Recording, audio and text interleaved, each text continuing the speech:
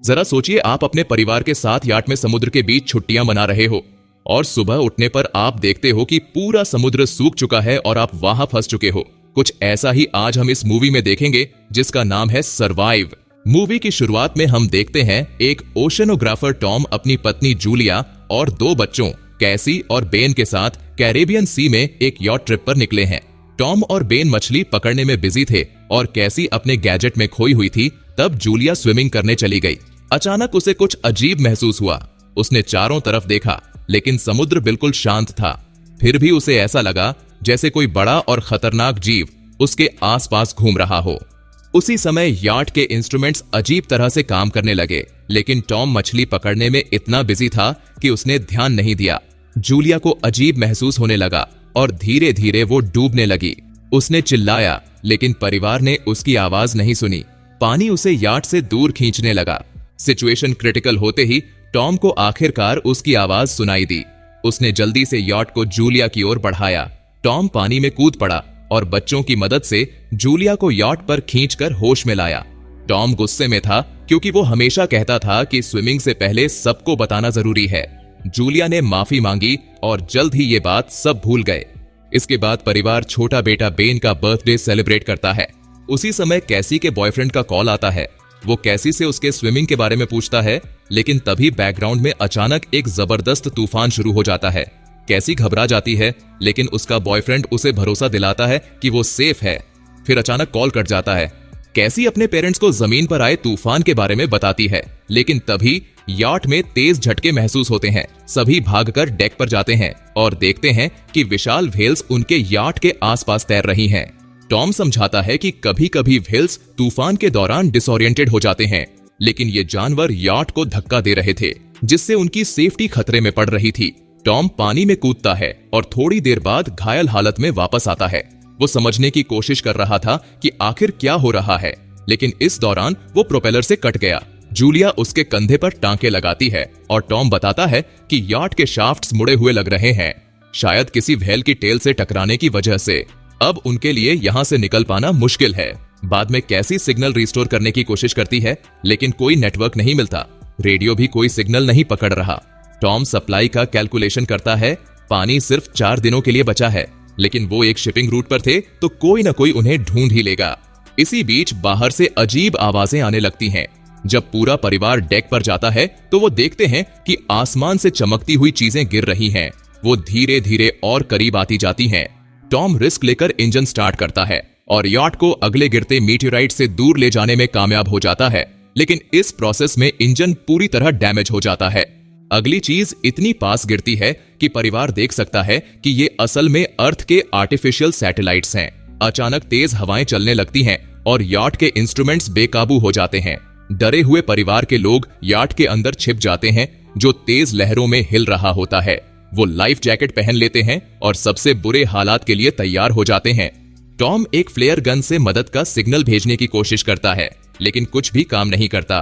किसी तरह वो रात काटते हैं। सुबह वो खुद को जिंदा पाकर राहत महसूस करते हैं, लेकिन याट के साइड में एक बड़ा छेद हो चुका था और समझ नहीं आ रहा था कि वो अब तक तैर कैसे रहे हैं। जब परिवार बाहर जाता है तो वो हैरानी से जम जाते हैं। समुद्र पूरी तरह गायब हो चुका था और उनकी बोट अब एक पत्थरीले रेगिस्तान के बीच एक चट्टान पर खड़ी थी, जहां कभी महासागर हुआ करता था।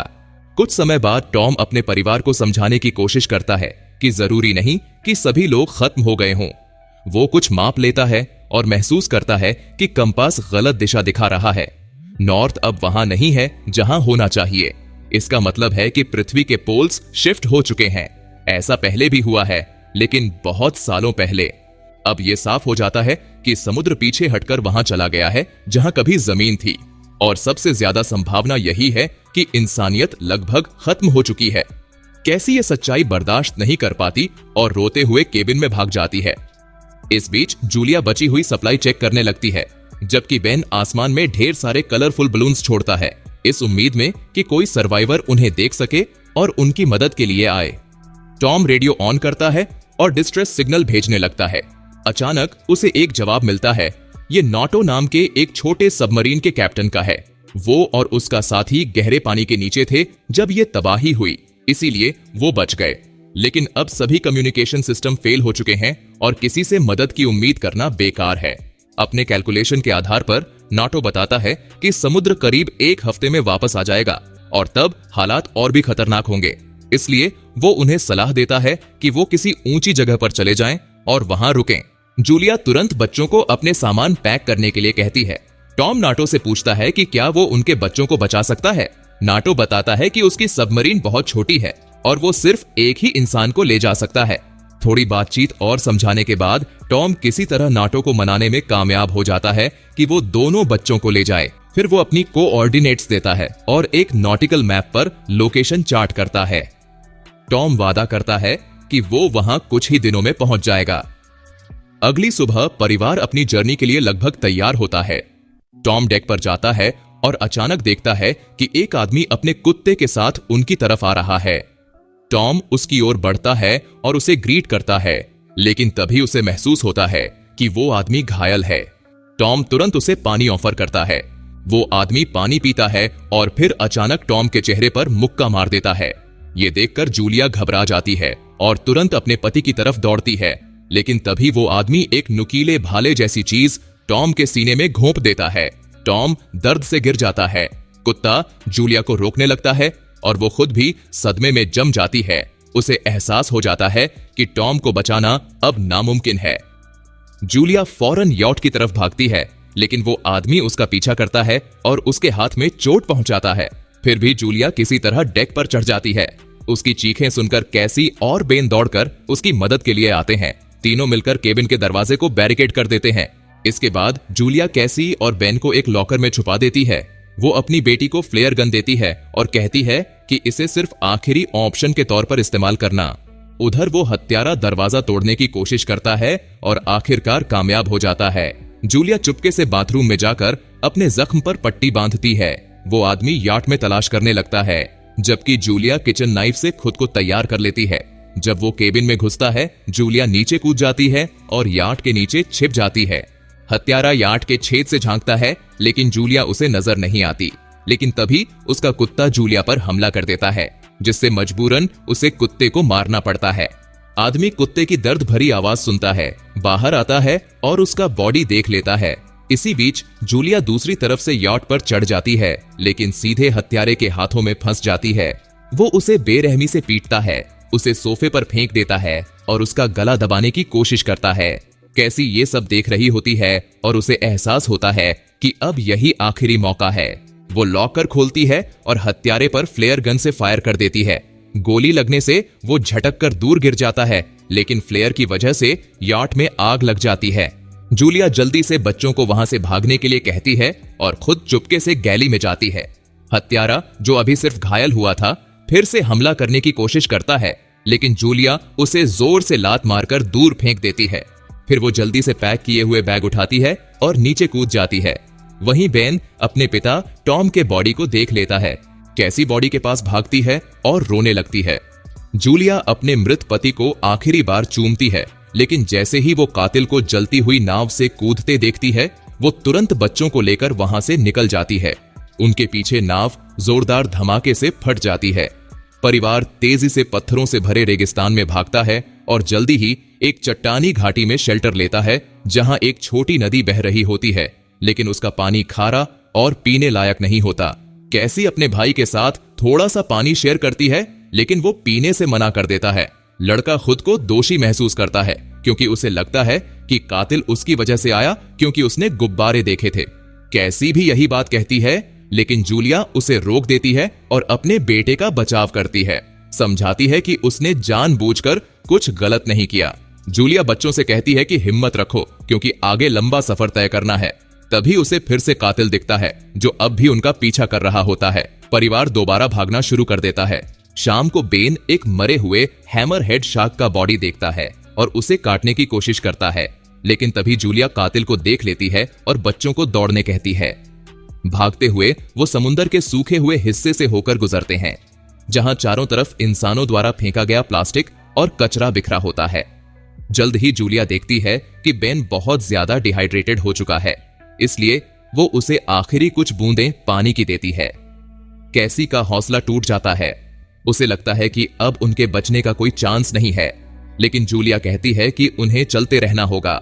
आखिरकार वो एक पुराने क्रैश हुए प्लेन के ढांचे में पहुंचते हैं और वहां आराम करने के लिए घुस जाते हैं। जूलिया अपने परिवार की आखिरी फोटो निकालती है और बच्चों को अपने पति टॉम से पहली मुलाकात की कहानी सुनाती है। बच्चे अपने पिता को याद करके रोते हैं और आखिरी बार उसे अलविदा कहते हैं। रात में कैसी की किसी आवाज से नींद खुलती है और वो बाहर जाकर प्लेन के पास बैठ जाती है।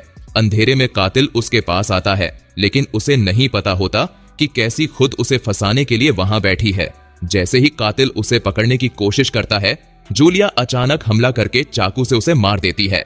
सुबह होते ही परिवार फिर से अपने सफर के लिए तैयार हो जाता है, लेकिन तभी उन्हें पता चलता है कि कातिल की बॉडी को किसी और ने खा लिया है, जो इस बात का संकेत है कि यहाँ इंसानों से भी खतरनाक कुछ और मौजूद है। जूलिया मैप देख रही होती है, तभी बेन अचानक आगे भागने लगता है। उसकी माँ उसे रोकने के लिए चिल्लाती है, लेकिन लड़का तेजी से एक खारे पानी के गड्ढे की तरफ दौड़ता है और जल्दी से कुछ घूंट पी लेता है। जूलिया उसे खींचकर बाहर लाती है, लेकिन कुछ ही देर में लड़का बीमार पड़ जाता है। जल्द ही उन्हें कुछ प्लास्टिक की कुर्सियां मिलती हैं, जिनसे वो धूप से बचने के लिए एक शेल्टर बना लेते हैं और अंदर आराम करते हैं।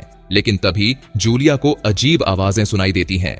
वो बाहर जाकर देखती है और कुछ ऐसा दिखता है जिससे वो घबराकर तुरंत बच्चों को जगाती है। नई मुसीबत को समझते ही वो फिर से भागना शुरू कर देते हैं। थोड़ी देर बाद वो दूर एक बड़ा जहाज देखते हैं जो क्रैश हुए कंटेनरों से घिरा होता है और वहां कुछ लोग भी होते हैं। जूलिया उन लोगों को आवाज लगाती है, लेकिन तभी वो लोग अचानक कंटेनर के अंदर भागकर दरवाजा बंद कर लेते हैं। जूलिया चिल्लाकर मदद मांगती है, लेकिन वो उसे इग्नोर कर देते हैं। तभी वो देखती हैं कि हजारों विशाल केकड़े उनकी तरफ आ रहे हैं। जूलिया, कैसी और बेन तेजी से एक कंटेनर के ऊपर चढ़ जाते हैं, लेकिन केकड़े जूलिया की टांग पर हमला कर देते हैं, जिससे वो घायल हो जाती है। ऊपर से वो देखते हैं कि केकड़े कंटेनर के दरार से अंदर जाते हैं और सभी लोगों को मार देते हैं। जूलिया अपने जख्म पर एक स्कार्फ बांधती है और बेहोश हो जाती है। अगली सुबह जब वो जागती है तो खुद को अकेला पाती है। डर के मारे वो बच्चों को आवाज देती है। फिर उसे पता चलता है कि केकड़े अब आगे बढ़ चुके हैं और बच्चे नीचे जाकर खाना और हथियार ढूंढने गए हैं। जूलिया अपने जख्म को जलाती है ताकि इन्फेक्शन ना फैले। बेन कंटेनरों में मिले हथियारों को जांचता है। खोजते खोजते उन्हें एक मृत व्यक्ति की जेब में थोड़ा सा खाना और पानी मिलता है। जूलिया को एक रेडियो भी मिलता है, जिससे वो नाटो से संपर्क करती है। नाटो जवाब देता है और बताता है कि उस पर भी गहरे समुद्र के विशाल जीवों ने हमला किया था। अपने ऑब्जर्वेशन के आधार पर वो कहता है कि समुद्र जल्द ही वापस आने वाला है। जूलिया उससे बच्चों को बचाने की भीख मांगती है, लेकिन उसे नहीं पता कि कहां जाना है, क्योंकि उसका मैप खो गया है। नाटो एक फ्लेयर फायर करता है, जिसे बेन देख लेता है और पूरा परिवार उस दिशा में दौड़ पड़ता है। जल्द ही वो दूर एक पीला सबमरीन देखते हैं, लेकिन वहां पहुंचना मुश्किल होता है, क्योंकि उन्हें सूखी समुद्री जमीन के खराब रास्तों से गुजरना पड़ता है। कैसी को अपनी माँ की ये बातें पसंद नहीं आती कि बस बच्चों को बचाना है, लेकिन जूलिया कोई जवाब नहीं देती और उन्हें आगे बढ़ने के लिए मजबूर करती है। रास्ते में उन्हें एक घाटी से गुजरना पड़ता है जो जहरीले कचरे से भरी होती है। अचानक पहाड़ से पत्थर गिरने लगते हैं और जूलिया बच्चों से अलग हो जाती है। वो उन्हें आगे बढ़ने का आदेश देती है, लेकिन कैसी रुक जाती है। जूलिया उससे मिन्नत करती है कि वो अपने भाई को बचाए। कैसी और बेन किसी तरह घाटी पार कर लेते हैं और सबमरीन तक पहुंचते हैं, लेकिन अंदर कोई नहीं होता। तभी नाटो गंभीर रूप से घायल हालत में नाव के पीछे से बाहर आता है। वो एक्सेप्ट करता है कि अब उसके बचने का कोई चांस नहीं है और बच्चों को जल्दी से सबमरीन में चढ़ने कहता है। लेकिन कैसी अपनी मां को बचाने के लिए वापस जाती है, जो केकड़ों से लड़ रही होती है। उसकी गोलियां लगभग खत्म हो चुकी होती हैं। कैसी पहाड़ी बैरियर पर चढ़ती है और अपनी मां की तरफ हाथ बढ़ाती है। आखिरकार वो किसी तरह सबमरीन तक पहुंच जाते हैं। ठीक उसी वक्त केकड़े नाटो पर हमला कर देते हैं और उसे मार डालते हैं। परिवार जल्दी से सबमरीन में चढ़ जाता है और तभी दूर से एक विशाल समुद्री लहर उठती है। पानी सबमरीन को ऊपर उठा लेता है और चट्टानों के ऊपर बहा ले जाता है। जूलिया बेहोश हो जाती है और उसके दिमाग में पिछले कुछ दिनों की सारी घटनाएं घूमने लगती हैं। जब उसे होश आता है तो वो देखती है कि सबमरीन अब रुका हुआ है। वो हैच खोलती है और पूरा परिवार बाहर निकलता है, ये देखकर हैरान कि वो अब एक उजड़े हुए शहर में पहुंच चुके हैं, जहां लहर उन्हें बहाकर ले आई थी। इसी के साथ ये मूवी यही खत्म हो जाती है। अगर आपको हमारा एक्सप्लेनेशन पसंद आया हो तो वीडियो को एक लाइक जरूर करें और इस पर अपनी राय कमेंट भी जरूर करें।